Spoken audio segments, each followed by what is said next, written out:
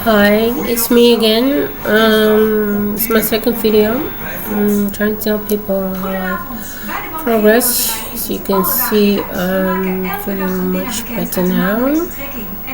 Even though my situation hasn't changed, I've lost a lot of friends because I've learned throughout the time that a lot of people are fake and that they don't really want to be my friends and that they pretend to be good people when they're really not. And that was really a big thing to me because I even had to get rid of my son. And even though I already lost custody of him and he clearly showed me that he didn't want to live with me, only come once in a while and came by, and then he acted like a perp. So that was too much for me to handle because I already have a beef with a lot of people at work, and it's really troublesome for me because I deserve some peace and quiet. And even in my congregation, there's still no change. It's still the same. People still coughing and behaving badly. I still want to fight things out with me because of my thoughts, because I don't know how the perps reach them. It must be on social media or something. That's one thing for sure, because everywhere I get there are a lot of people, and I don't think the perps will take the telephone and call everybody I meet, because I know a lot of people. I'm not popular. I just meet a lot of people at work. There are a lot of people there. I know a lot of people in my congregation because my religion, and we have more than about 8 million people. I travel, I go everywhere. I know people from the past. And since I'm about 41 years old, I've met a lot of people and a lot of memories, good ones, bad ones. And of course you meet a lot of people, and sometimes the perps can try and cause trouble between you and the people. Last I got a text, WhatsApp, from I don't know, my best friend, who I haven't heard of for at least a year. All of a sudden she started talking about how she was having a heart condition when she mentioned it 2 times, but I didn't really react to it because I don't believe her, because I don't believe in coincidence anymore, because a lot of people showed me that they know stuff about me, and the right people who I think about get angry at me. Because sometimes I might think silly things about them, and they know how to find me, where to find me, and they keep feeding me my thoughts. So it's no coincidence. It keeps on going, and the only way the elders in my congregation wanted to help me is to get me take me to a mental hospital just to get some rest. That's what they believe, and maybe that helped, but that's not the solution. The solution is just to help me find out who the people are and explain to the people in my congregation and beyond our religion that there's something going on that's really bad, and that Satan is busy killing Christians. I don't know if I'm the only one of all the almost 8 million who's experiencing this. But if we just say, oh, it's just a mental issue, and if we give her the right medication and the right help, she'll be alright. But what if it doesn't stop with me? What if they think, oh, it's working, so we're going to move on to the next victim? They already told me they want to target my son next. So if I end up dead, if they kill me or one of the perps kill me on the street, then they say, oh, there's no problem, you still have your son, so we're gonna bother your son. And that's what I think, oh, they're just a bunch of pedophiles. They already made plans to attack him, and he doesn't know that because he's supporting them right now, but he's going to be the next victim, and he doesn't know that.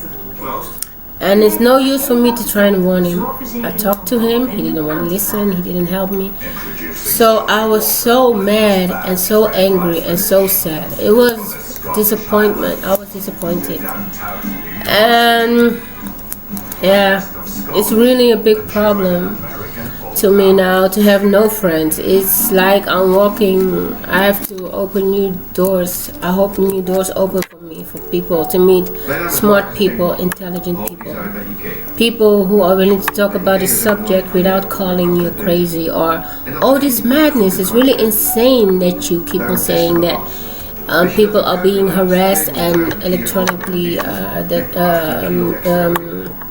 aimed at with a weapon, and that the artificial intelligence machine doesn't exist. And it's hard to find that door that opens for you to get to the people with the power, and you don't abuse their power. You just use the power to do right.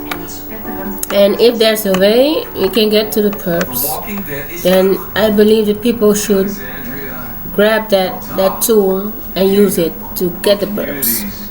Because protecting them and hiding them and indulging them, that's even worse. Saying, oh, it's normal, it doesn't happen to us. Because I've never heard about this,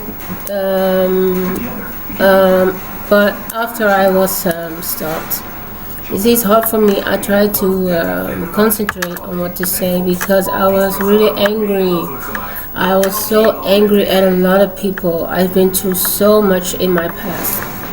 I've been poisoned. My child was poisoned. You see, you can hear the fireworks, and nobody did anything to help us. I went to the hospital, and the nurse looked into my file. And she typed something into the computer, and I was telling my story, and then all of a sudden she changed. She said, oh, I can see. Oh, you have a problem. Yes, but let me just say something. Let me just look at him. Maybe he has a fever. I said, but look at him. He ate something bad. Please look into it. No. I think he has a flu or something. Just let me look at him. So she examined him, and she sent us home in a cold, me with a sick child, and there was nothing I could do. I could just sit there on the couch with my son. He was sick, and I could see his vein next to his eye was really thick. Both veins, 2 veins popped up. And I knew he was poisoned, and I was poisoned also because I could feel it in my throat. It was like something was burning inside from here until my stomach. I threw up, and it even got worse. I kept on throwing up, and it got worse, and I didn't know what to do. So I've confronted the 2 people who poisoned me. And too bad, I have to say, they were Christians. And then I had to take care of me and my son. I took him to the kindergarten, and it was worse. When I came in, they were looking at me like they didn't know what to do. They were all puzzled, and they told me, "What's wrong with your child? He has diarrhea, and in the entire day he was sick and only diarrhea. That's all he had. His entire clothes, his back, he was all covered with diarrhea, all covered with poo." I said, "Yes, I think he's sick. Don't you have new clothes for him?" I said, "No." I said, "Okay, we have some for him." So I took him home. He wore the clothes, and for days we were like sick on the couch. I could do nothing. I was really sick. And it came to the point that I almost died. I felt my heart beating faster and faster. It was like out of control, and then I was gasping for air, and I almost died. But I couldn't go to the police because, you see, when they diagnose you with, they say you're psychosis, and say you're crazy in the head, you're not bright. It's like people take away your right to speak, your right to be heard. They say you're mentally ill, you're totally insane, the things you say can never happen. But if I was a normal person, they wouldn't do that to me. They wouldn't say, "Oh, it's between your ears and maybe something is wrong with her. Give her more medication." That's what I've heard also. Maybe she needs some more medication. And that's all they do. They don't look into something. And I think it's sad because I have a right. I'm still human. I'm not a dog. I'm not a bird. Even animals have more rights than I have. And something is wrong in my life, I don't get no help at all. People don't listen. From the moment they discover I have a weakness, it's like the world it turns the other way. It's like, oh, ooh, we got something. At least the people who hate me, they think, ooh, we got something. We can do something with this. We can lie, and when she says we're doing something to her, you can say, oh, she's just sick in the head. She doesn't know what she's doing. Maybe she needs some medication. Maybe she needs this. Maybe she needs a doctor to talk to. And that's how the people want to keep me. And I don't believe it's right. I don't believe it's right to treat me the way I've been treated. Because I've always tried to live honest with people. I've treated them right, helped them to the extent that I even was suffering because I forgot to take care of myself. I was the type of person, if I really like you and love you, I would go to the extent. I would go an extra mile with you. If you ask me, walk with me, I'll say, okay, I'll take you to the finish. That was who I was. But now I can't even do that. That's the kind of person I was brought up to do. And now I see different people. I live in a different city now, and the people here are colder. Because when I came here, I was outside in my backyard. A man told me, said, where you come from? I never seen you. You new here in the neighborhood. I said, yes, I'm here. I'm new. I mean, and then he said, ooh, you made a big. It came down to him telling me that I made a mistake to come and live here. He said, oh girl, the people around here, they're not that kind as in the south. The people here are much colder. So yeah, be careful. I don't know what he said anymore. And I said, oh yes. I was very timid, very quiet. And I didn't know what to think of it. I thought, okay, that's well. And he wasn't the first person who told me that. Another person told me, oh, why do you want to live here? Don't you know it's boring here? There's nothing to do here. Why did you move? Why didn't you stay where you were? And were the only two people who really told me up front you made a big mistake. And after a while, after a year, I started feeling it. I was alone with a baby, and it was like, oh my God, what have I done? I've made the biggest mistake ever. And slowly, as time passes by, I lost my family and my child, lost the support of people in the congregation. I lost a lot of things, and even the people really are like, they're really cold and jealous. And it's hard living here because I've seen the mentality, the people, how they are. They like to target people. They like to take an individual, at least that's what I've experienced, and place you on, put you there so that everybody can target you. Because it's like when I speak, it's like, oh, yeah, who cares? You know?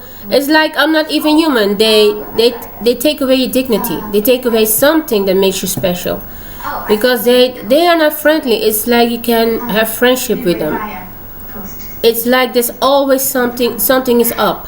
It's like they are ready to attack you. It's not like, oh, we love our friendship. We want her as a friend, to be a friend for us. Sorry, I'm not English. I'm trying to speak it as best I can. It's what you already heard in my first film.